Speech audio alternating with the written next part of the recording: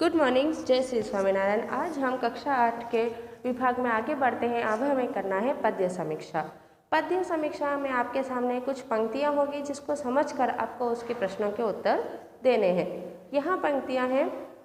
जो बीत गई सो बात गई, जीवन में एक सितारा था, माना वह बेहद प्यारा था, वह डूब गया तो डूब गया।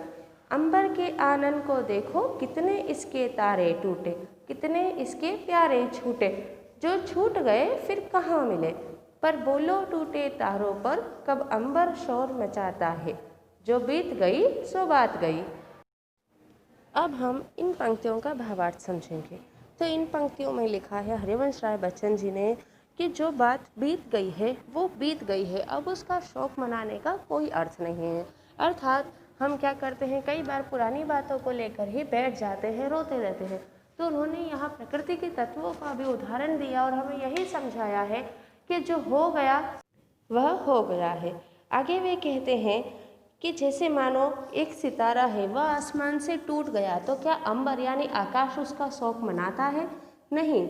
ऐसे तो उसके कितने ही तारे टूटे हैं, उससे उसके कितने प्यारे छूटे हैं, पर वह कभी इस बात का शोक नहीं मनाता है।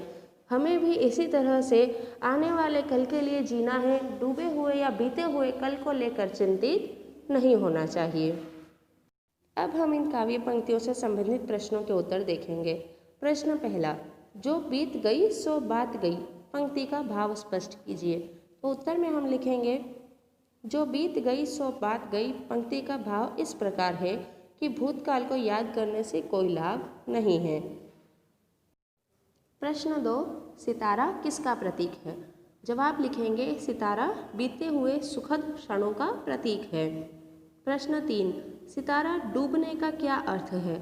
उत्तर लिखेंगे, सितारा डूबने का अर्थ है सुखद क्षणों का बीत जाना। प्रश्न 4, आकाश क्या नहीं करता?